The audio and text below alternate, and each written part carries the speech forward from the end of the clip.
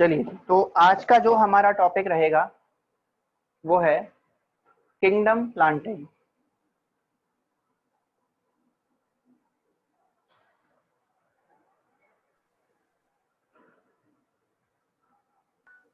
तो कौन सा kingdom planting.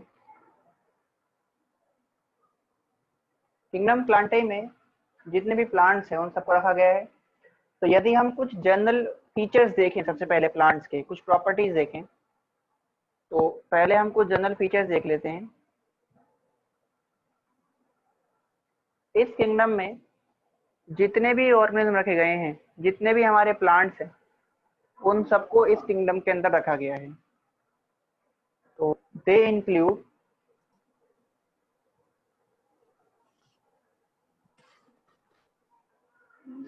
all plants and algae। इसमें प्लांट्स को और कुछ एल्गीज को रखा गया है। इसमें जो ऑर्गेनिज्म आते हैं वो कैसे होते हैं? They are mostly autotrophic in nature. They are mostly autotrophic in nature. Autotrophic में कैसे हैं? फोटोसिंथेटिक हैं in nature except some parasitic plant. कुछ पैरासाइटिक प्लांट को यदि छोड़ दिया जाए तो बाकी सारे कैसे हैं? ऑटोट्रॉफिक हैं। और पैरासाइटिक प्लांट का एग्जांपल है नेपेंथिस, या इसको बोलते हैं हम नेपेंथिस को पिचर प्लांट। जो पिचर प्लांट है ये पैरासाइटिक नेचर के होते हैं। और इसके अलावा एक है आपका, अच्छा यह एक काम करते हैं, पिचर प्लांट को ना बाद में देखते हैं। यहाँ पे कुछ पैरासाइटिक प्लांट है, जैसे कस्क्यूटा हो गया। कस्क्यूटा कंप्लीट पैरासाइट है, तो कस्क्यूटा लिख देते हैं। पैरासाइटिक प्लांट हो गया जैसे कि कस्क्यूटा, जिसे हम लोग बोलते हैं अमरबेल, ये पैरासाइट है। तो ये हो गए हमारे कुछ पैरासाइटिक प्लांट है। बाकी ज्यादातर प्लांट कैसे होते हैं? ज्यादातर प्लांट जो होते हैं वो सारे के सारे कैसे हैं? फोटोसिंथेटिक नेचर के होते हैं, मतलब ये अपना फूड खुद बनाते हैं। जो इनका सेल वॉल है प्लांट का, plant cell wall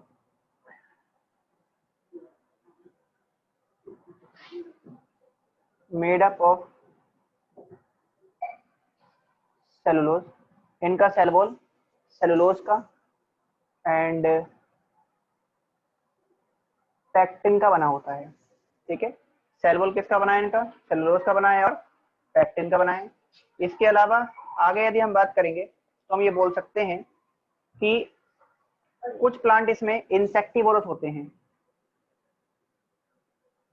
some plants are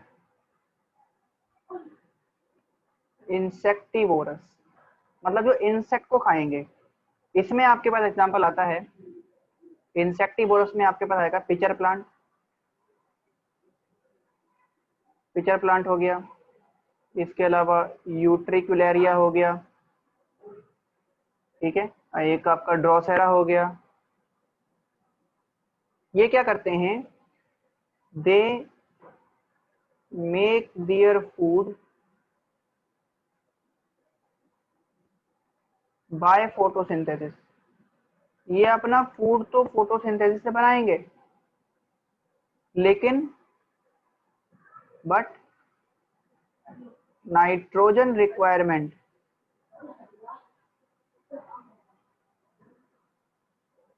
can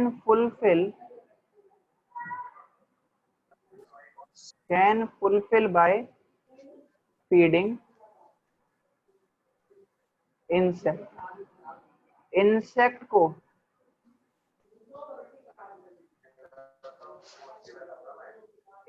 को खाके ये अपने नाइट्रोजन की रिक्वायरमेंट को पूरा करते हैं।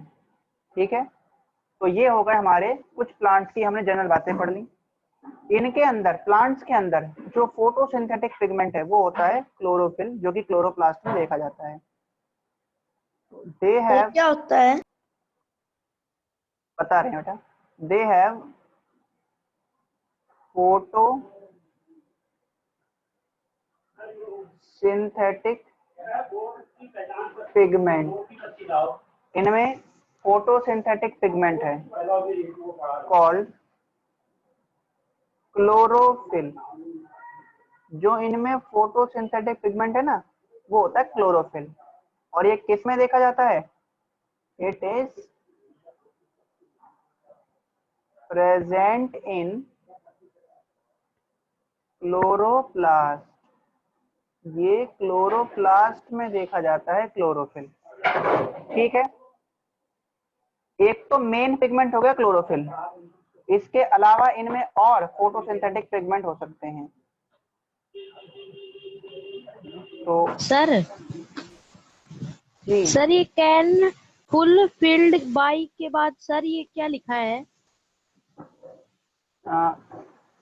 आई फीडिंग, फीडिंग मतलब खाना, FEEDING,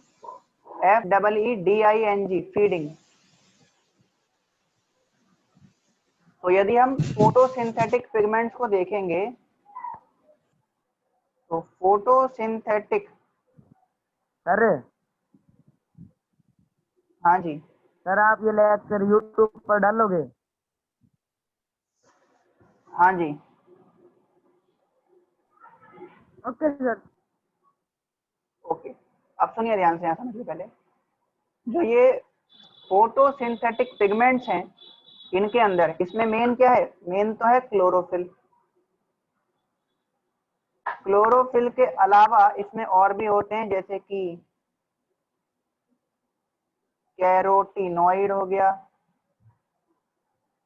फाइकोबिलेंस हो गया, और ज़ैंथोफिल हो गया।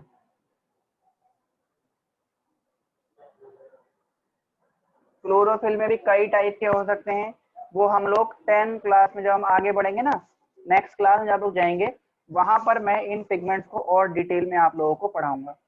तो ये कुछ जनरल बातें हैं जो हमें पता होनी चाहिए प्लांट्स के बारे में।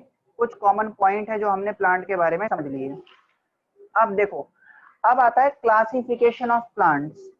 प्लांट को अलग अलग कैटेगरी में क्लासिफाई किया गया है, और इस क्लासिफिकेशन के लिए दो साइंटिस्टों ने इसको क्लासिफाई किया।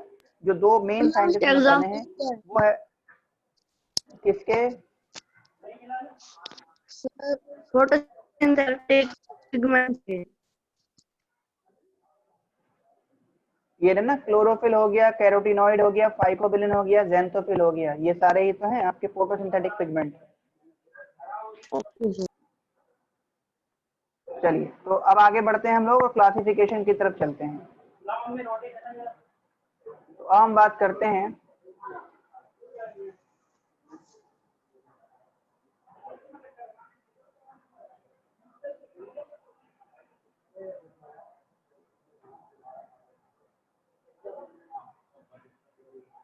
क्लासिफिकेशन ऑफ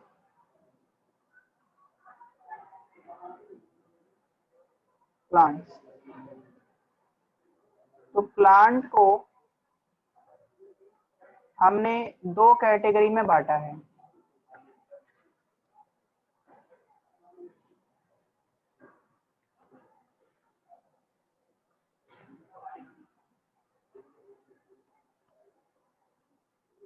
इनको दो कैटेगरी में बांटा है, और इसका जो बेसिस है क्लासिफिकेशन का, इसका बेसिस है प्रेजेंस और एब्सेंस ऑफ सीड। प्रेजेंस या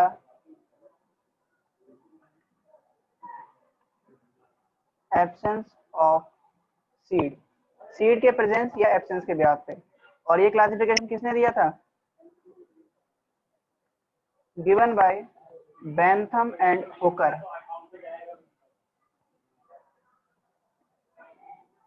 बेंथम एंड हुकर ने दिया था ये।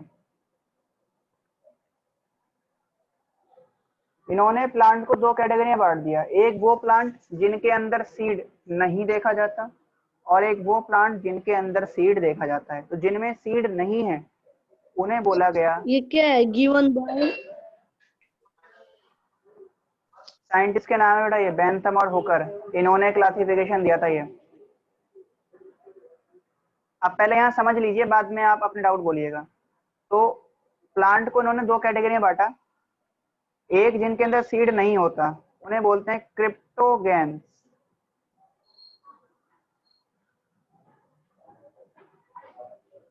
क्रिप्टोगेम्स क्या होते हैं, ये होते हैं सीडलेस प्लांट। तो they do not have seed, इनमें सीड नहीं होता। और दूसरा है फेनेरोगेम्स,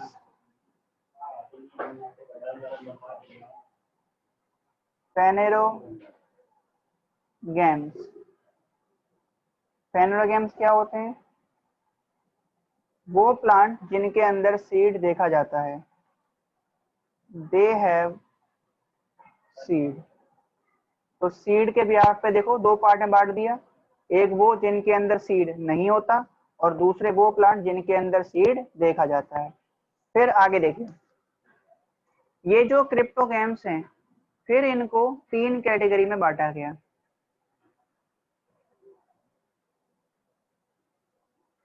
इन प्लांट्स को फिर तीन कैटेगरी में बांट दिया गया और इनके जो क्लासिफिकेशन का बेसिस है वो है बॉडी ऑर्गेनाइजेशन, कि ये कैसे बने हुए हैं उसके बिहाफ पे इनको तीन अलग अलग कैटेगरी में बांटा। कि अगर बॉडी जो है वो थैला है, एकदम जैसे वो होता है ना सैक होता है, थैला होता है, वैसी बॉडी है, तो इसको बोला गया थैलोफाइटा। पहला है थैलोफाइटा, और थैलोफाइटा में आते हैं हमारे पास में एल्गी, सारी एल्गी को थैलोफाइटा में रखा गया है। इसमें क्या होता है, बॉडी इज थैलस, इनकी बॉडी जो है वो सैक की तरह है, थैला है बिल्कुल। दूसरा जो है वो है ब्रायोफाइटा,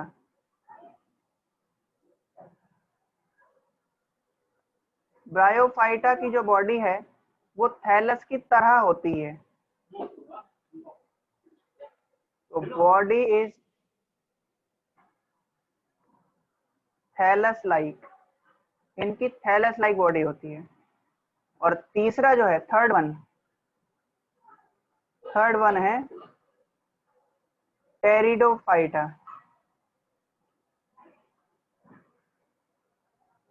और जो टेरिडोफाइटा हैं इनकी बॉडी वेल डेवलप होती है, इनकी बॉडी थैलस की तरह नहीं होती, डेवलप बॉडी होती है, अच्छे से बनी रहती है। तो बॉडी इज डिफरेंशिएटेड, इनकी बॉडी डिफरेंशिएटेड होती है। और डिफरेंशिएटेड किसमें होगी, इन इसके अंदर ट्रू स्टेम,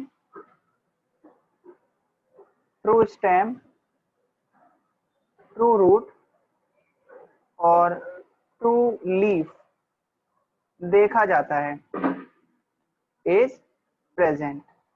तो इनके अंदर टेरिडोफाइटा में स्टेम भी होगा, रूट भी होगा, लीफ भी होगी। जबकि ना तो एल्गी में आपको स्टेम, रूट, लीफ दिखाई देंगे, ना आपको ब्रायोफाइट में स्टेम, रूट और लीफ दिखाई देगा। ठीक है, तो ये हो गए आपके एल्गी, ब्रायोफाइट और टेरिडोफाइट। फिर जो फेनेरोगेम्स हैं, फेनेरोगेम्स को दो कैटेगरी में बांटा गया क्योंकि इनके अंदर सीड देखा जा रहा है। तो फेनेरोगेम्स को दो कैटेगरी में बांटा गया है कि इनका जो सीड है वो कवर्ड है या फिर नेक्ड है।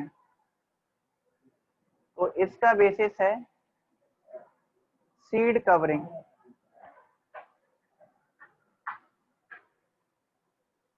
तो यदि जो नेक्ड सीड देखा जा रहा है या यदि जो कवर्ड सीड देखा जा रहा है, या अगर हम बात करें एक के ऊपर कवरिंग देखी जाएगी और एक के ऊपर कवरिंग नहीं देखी जाएगी।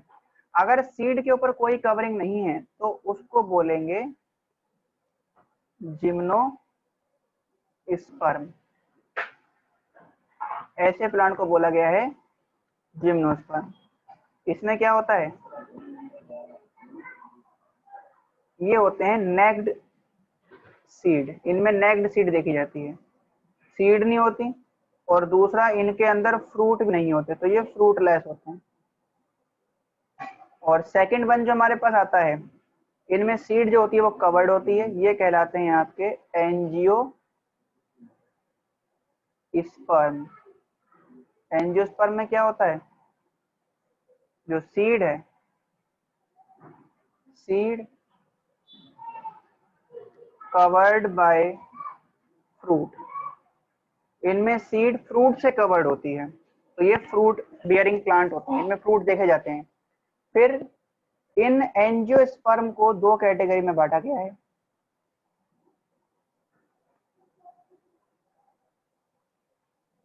एक जिनका सीड एक पार्ट में डिवाइड हो, मतलब दो पार्ट में डिवाइड ना हो, वो कहलाएगा मोनोकॉटिलेडन। इसमें क्या होता है, ओनली वन कॉटिलिडन, इनके बीज में एक ही कॉटिलिडन देखा जाता है। कॉटिलिडन वो स्ट्रक्चर होती है जो इनके बीज को नरिशमेंट देगी, न्यूट्रिएंट देगी, ताकि ये बीज डेवलप होके आगे एम्ब्रियो बना सके, नया प्लांट बना सके। और दूसरा है डाइकोटिलेडन, इनमें क्या होता है, हैव टू कॉटिलिडन, इनमें दो कॉटिलिडन देखे जाते हैं। जैसे आपने देखा होगा एग्जांपल, चना हो गया, मटर हो गया, और मोनोकोट में आपने देखेंगे व्हीट हो गया, राइस हो गया, मेज हो गया, ये सारे मोनोकोट होते हैं। तो ये हो गया हमारा क्लासिफिकेशन ऑफ प्लांट। ये सबसे एक्सेप्टेबल क्लासिफिकेशन सिस्टम है जो कि दिया गया था बेंथम और हुकर के द्वारा। ये फ्लो चार्ट आप नोट करें, और इसमें किसी को कोई डाउट है तो आप अपना डाउट पूछ सकते हैं।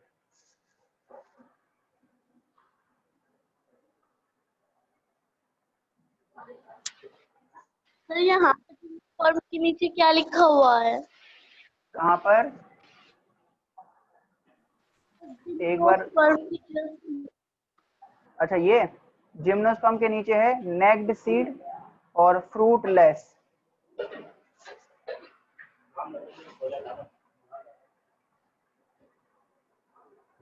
ये नोट कर लीजिए, नोट हो जाए तो बताइए, फिर हम लोग आगे बात करते हैं।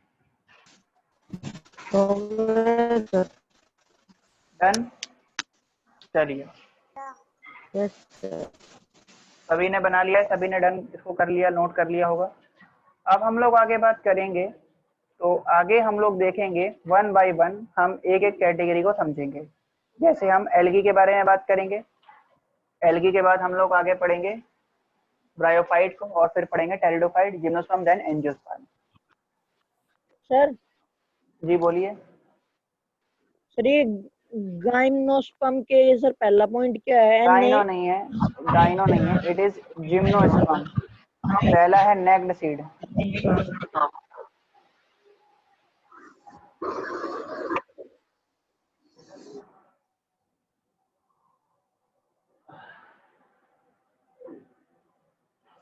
चलिए, तो सबसे पहले हम लोग शुरू करते हैं थैलोफाइटा या एल्गी के बारे में।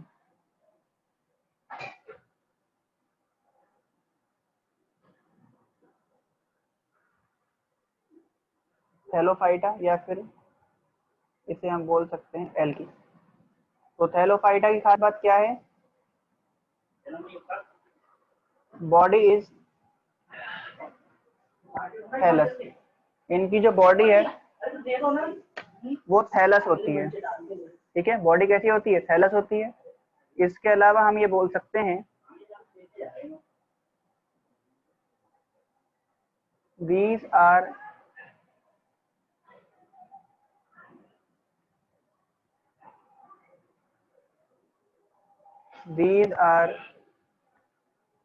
ग्रीन, ये ग्रीन होते हैं। इसके अलावा फोटोसिंथेटिक होते हैं, और इनमें क्या देखा जाता है, दे हैव क्लोरोफिल, इनमें क्लोरोफिल देखा जाता है, ठीक है। और यदि हम आगे बात करें तो हम ये बोल सकते हैं कि जो फादर है या इनकी स्टडी को, एल्गी की स्टडी को क्या बोलते हैं? The study of algae is called phycology. Algae की स्टडी को बोलते हैं फाइकोलॉजी। और जो फादर ऑफ फाइकोलॉजी हैं वो कौन है?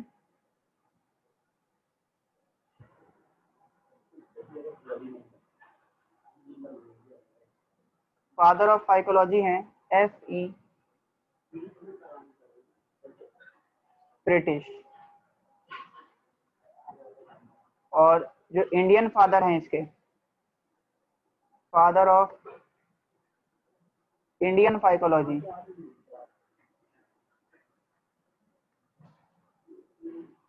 ये है M.O.P. अयंगर। M.O.P. अयंगर, ये है फादर ऑफ इंडियन फाइकोलॉजी। यदि हम इनकी बात करेंगे, एल्गी की बात करेंगे, तो एल्गी में ना जाइलम और फ्लोएम नहीं देखा जाता। They do not have xylem and phloem. Algae में जाइलम और फ्लोएम नहीं होते, ठीक है। और आगे यदि देखोगे तो जो एल्गी हैं ये अलग अलग तरह की हो सकती हैं, ठीक है। ये डिफरेंट टाइप की हो सकती है। इनको 3 कैटेगरी में बांटा गया है। आपकी ग्रीन वाली रहेंगी क्लोरोफाइसी, ब्राउन कलर की हो सकती है ब्राउन एल्गी, और रेड कलर की हो सकती है, उनको बोलेंगे रेड एल्गी, ठीक है। तो क्लासिफिकेशन समझने से पहले हम लोग इनका देख लेते हैं कि जो एल्गी हैं ये रिप्रोडक्शन कैसे करती हैं। एल्गी रिप्रोड्यूस बाय नंबर 1, ये कैसे कर सकती है? एसेक्सुअल। नंबर 2 ये कर सकती है सेक्सुअल। एसेक्सुअल में कैसे कैसे हो सकता है? एसेक्सुअल में हो सकता है आपका स्पोर फॉर्मेशन के द्वारा, स्पोर फॉर्मेशन, और फ्रेगमेंटेशन हो सकता है। और सेक्सुअल में कैसे होगा? यदि जो सेक्सुअल रिप्रोडक्शन की बात करेंगे तो सेक्सुअल रिप्रोडक्शन होगा by gamete formation and fusion. Gamete formation होता है, गैमेट का फ्यूजन हो सकता है। गैमेट के फ्यूजन को बोलते हैं फर्टिलाइजेशन। तो गैमेट फॉर्मेशन हो सकता है और फर्टिलाइजेशन हो सकता है, और उससे एक नया एल्गी प्रोड्यूस होगा, ठीक है। इतनी बात समझ में आ गई आप सभी को? अब देखिए जी, बोलिए। सर ये फादर ऑफ इंडिया साइकोलॉजी की बात करिए, क्या लिखा है? MOP। हाँ, साइंटिस्ट का नाम है M.O.P. अयंगर।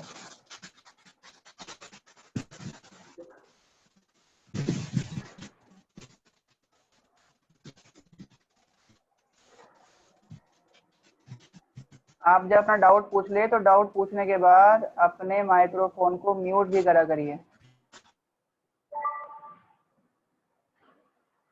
ठीक है जी। तो ये हमने कुछ जनरल पॉइंट पढ़ लिए एल्गी के बारे में। अब एल्गी में हमने देखा कि सेक्सुअल रिप्रोडक्शन गैमेट फॉर्मेशन के द्वारा हो रहा है। तो कितनी तरह के गैमेट एल्गी के अंदर बनते हैं ये बात हम देख लेते हैं। टाइप्स ऑफ गैमेट पढ़ लेते हैं।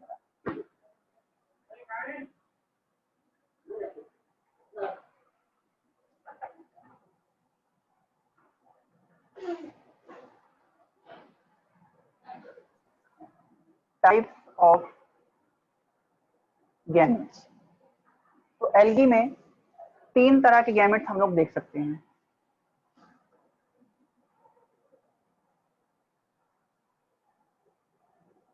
There are 3 types of gametes, जिसमें सबसे पहला है, या 3 टाइप्स नहीं करते इसको ना, 2 तरह के गैमेट्स रहते हैं। There are 2 types of gamete, और इसको हम एक क्लासिफिकेशन की फॉर्म में बना लेते हैं। दो तरह के गैमेट हैं,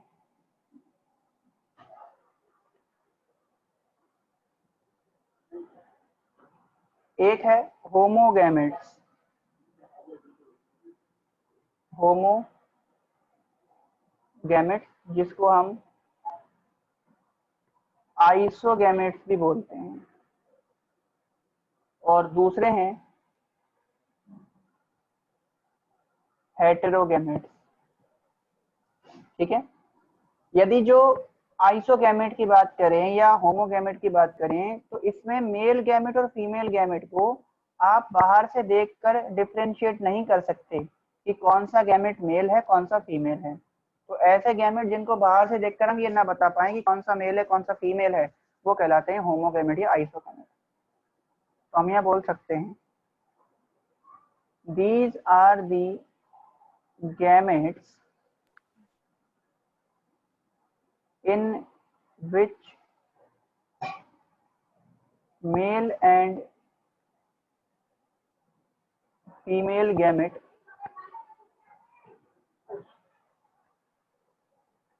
cannot be differentiated morphologically, जिसमें हम मेल और फीमेल गैमेट को मॉर्फोलॉजिकली डिफरेंशिएट नहीं कर सकते, वो कहलाते हैं होमोगैमेट्स या आइसोगैमेट्स। ठीक है, और ये किसमें देखे जाते हैं, एग्जाम्पल के लिए देख लो आप,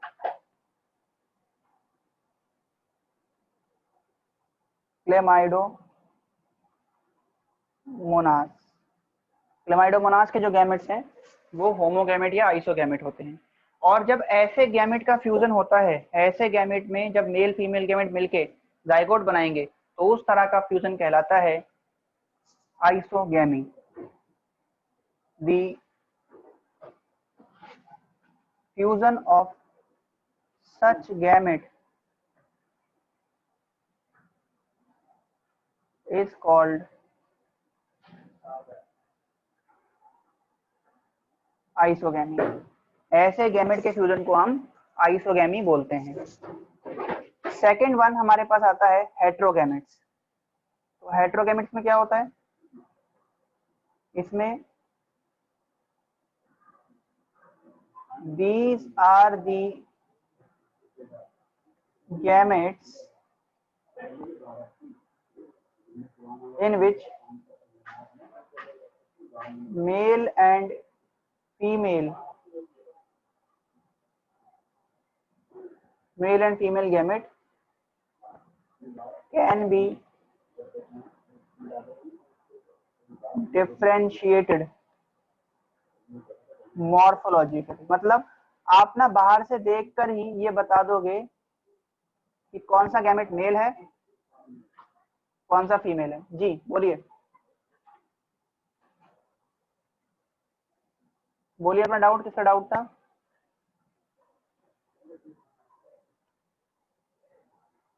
चलिए आगे समझिए, डाउट नहीं है तो। हेट्रोगैमेट्स फिर दो तरह के हो सकते हैं,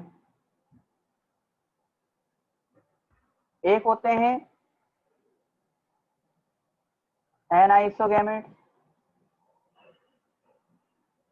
और दूसरे होते हैं oogametes। देखिए एनाइसोगैमेट्स क्या होते हैं, एनाइसोगैमेट भी हेट्रोगैमेट है, यानी कि इसमें आप मेल फीमेल को बाहर से देखकर डिफरेंशिएट तो कर दोगे कि कौन सा मेल है कौन सा फीमेल है, लेकिन इसमें या तो दोनों गैमेट मोटाइल होंगे, मींस मूव करने वाले होंगे, या दोनों गैमेट नॉन मोटाइल होंगे। तो इसमें क्या होता है, both the gametes are motile. Motile का मतलब है मूवेबल, और नॉन मोटाइल। नॉन मोटाइल का मतलब है नॉन मूवेबल। या तो दोनों गैमेट मूव करने वाले होंगे या फिर क्या होंगे, नॉन मोटाइल होंगे। और इसका एग्जाम्पल है फ्यूकस। ये फ्यूकस में देखा जाता है। फ्यूकस क्या है, फ्यूकस भी एक एल्गी है। फिर आता है हमारे पास में oogametes। अच्छा एक बात और देख लीजिए यहाँ पर, जो फ्यूजन होगा एनाइसोगैमेट्स का उसको बोलेंगे एनाइसोगैमी। तो the fusion of such gamete is called anisogamy. ऐसे गैमेट के फ्यूजन को एनाइसोगैमी बोला जाता है। इसके बाद हम बात करते हैं, जरा ऊ गैमेट को समझ लेते हैं। इनमें क्या होगा, वन गैमेट इज मोटाइल, इसमें एक गैमेट तो मोटाइल होगा, मूव करने वाला, and other gamete is non motile, और दूसरा गैमेट जो है वो नॉन मोटाइल होगा। ठीक है, और ऐसे गैमेट का जो फ्यूजन है क्या कहलाता है, तो फ्यूजन इज कॉल्ड ऊगैमी। ऐसे गैमेट के फ्यूजन को ऊगैमी बोला जाता है। ठीक है, और ये किसमें देखा जाता है, ऊगैमेट देखे जाते हैं आपके वॉल्वॉक्स के अंदर, फ्यूकस के अंदर। ये तो ये किसमें मिलेंगे, एग्जांपल देखोगे तो वॉल्वॉक्स में, VOL VOX वॉल्वॉक्स, और फ्यूकस के अंदर भी देखे जाते हैं। तो ये हो गया हमारा हेट्रोगैमेट्स। तो इस तरह से हमने दो तरह के गैमेट्स पढ़ लिए, और गैमेट के साथ साथ हमने पढ़ लिया कि उनका यदि फ्यूजन हो रहा है तो उसको क्या कह रहे हैं। इसमें यदि किसी को कोई डाउट है तो आप लोग अपना डाउट पूछ सकते हैं।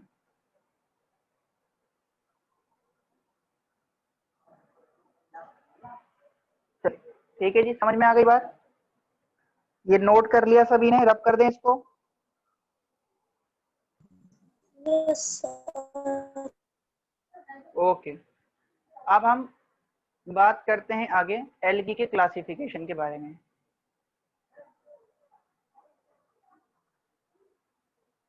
तो एल्गी को पिगमेंट के बिहाफ पे अलग अलग कैटेगरी में बांटा गया है।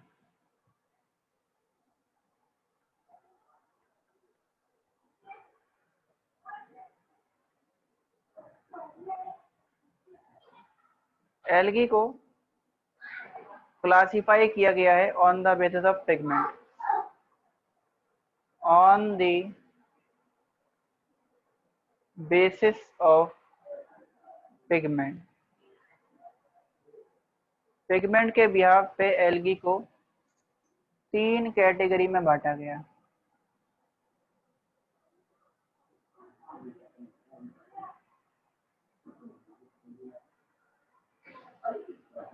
इसमें सबसे पहला है क्लोरोफाइसी। क्लोरोफाइसी क्लोरोफाइसी में हमारे पास इनको हम क्या कहते हैं, also called green algae. Chlorophyceae में आपके पास आता है ग्रीन एल्गी। ठीक है, ये कैसी होती है, ग्रीन कलर की होती है, ग्रीन एल्गी। और यदि जो ग्रीन एल्गी की आप बात करोगे, इसके एग्जाम्पल देखोगे ग्रीन एल्गी के, तो इसमें ग्रीन एल्गी में मेन पिगमेंट क्या होगा, अच्छा इसके अंदर पिगमेंट देख लें यदि हम, तो पिगमेंट्स इनके अंदर रहेंगे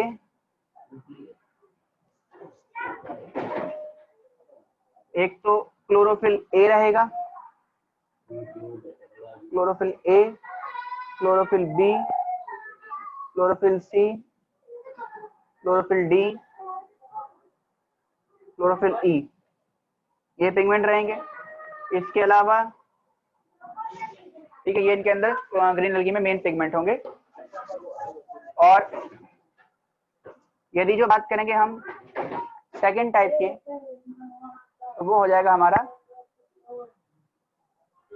ब्राउन एल्गी, जिसको बोलेंगे हम लोग पियोफाइसी। पियोफाइसी क्या कहेंगे, इनको बोला जाता है ऑल्सो कॉल्ड ब्राउन एल्गी। इन्हें हम ब्राउन एल्गी बोलते हैं। इनमें जो पिगमेंट हैं वो एक तो क्लोरोफिल ए रहेगा, ये तो कॉमन है ही। इसके अलावा इनमें रहेगा फ्यूकोजेंथिन, और इसी की वजह से इनका कलर जो है वो ब्राउन होता है। और तीसरा हमारे पास आता है रोडोफाइसी, जिन्हें हम बोलते हैं ऑल्सो कॉल्ड रेड एल्गी, इन्हें हम रेड एल्गी बोलते हैं। और जो रेड एल्गी हैं, इनमें यदि पिगमेंट देखा जाए तो पिगमेंट है इनके अंदर क्लोरोफिल ए जो कॉमन है, इसके अलावा इनमें होता है फाइको एरिथ्रिन, जिसकी वजह से कलर इनका रेड होता है और इसका नाम है R phycoerythrin, red phycoerythrin, जिसकी वजह से इनका कलर रेड है। अब इन सबके कुछ कुछ एग्जाम्पल देख लेते हैं हम लोग। यदि एग्जाम्पल की तरफ चलें तो जो हमारा ग्रीन एल्गी है, ग्रीन एल्गी में हमारे पास आता है क्लेमाइडोमोनास हो गया, क्लेमाइडोमोनास, इसके अलावा एक आपका हो जाएगा क्लोरेला, वॉलवॉक्स हो गया, एक और लिख लीजिए यहाँ पर स्पायरोगायरा हो गया। ब्राउन एल्गी के देखोगे एग्जाम्पल यदि, तो ब्राउन एल्गी में आपके पास एग्जाम्पल आ जाएंगे, एक इसमें हो गया डिक्टियोटा हो गया, डिक्टियोटा हो गया, इसके अलावा एक हो गया फ्यूकस, लेमिनेरिया हो गया और एक्टोकार्पस हो गया।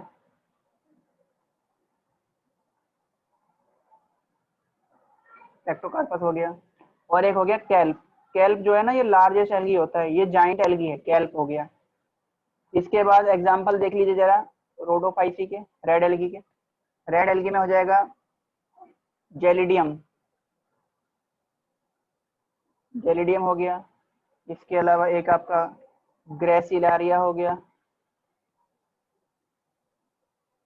ग्रेसिलेरिया हो गया, जेराडियम हो गया, इन तीनों से ना वो निकलता है जिलेटिन। इसके अलावा एक हो गया आपका ये पोरफायरा हो गया, पोरफायरा हो गया, और एक हो गया कॉन्ड्रस हो गया। ठीक है, तो ये कुछ एग्जाम्पल हो गए आपके एल्गी के। तो ये हमने कवर कर लिया एल्गी। अब आपको एक काम करना है, आप एक क्वेश्चन लिखेंगे, ये फ्लो चार्ट बना लीजिए, क्लासिफिकेशन बना लीजिए और एक क्वेश्चन लिखिए। give the economical importance, give the economical importance of algae। Algae के कुछ इकोनॉमिकल इंपॉर्टेंस आपको लिखने हैं। ठीक है जी, तो ये आप नोट कर लेंगे। तो हमने आज की क्लास में एल्गी कवर कर लिया, प्लांट किंगडम शुरू करा, उसके फीचर्स देखे और एल्गी हमने कंप्लीट कर लिया है। यहीं तक हमको पढ़ना है एनटीएससी लेवल के लिए एल्गी। अब यदि आपको इसको और डिटेल में पढ़ना है तो आप हमारे नीट वाले लेक्चर को फॉलो कर सकते हैं, लेकिन उसकी अभी जरूरत नहीं है, क्योंकि आप आगे बढ़ेंगे जैसे जैसे वैसे वैसे मैं आपको और आगे पढ़ता चला जाऊंगा। तो एल्गी को यहाँ तक तैयार करके रखेंगे अच्छे से। बाकी नेक्स्ट क्लास में जब हम मिलेंगे तो हम अपना ब्रायोफाइट और टेरिडोफाइट को कवर करेंगे। तो यहाँ तक करके रखिए। Thank you so much. और आप लोगों का जो भी डाउट है, आप लोग अपने डाउट शेयर कर सकते हैं।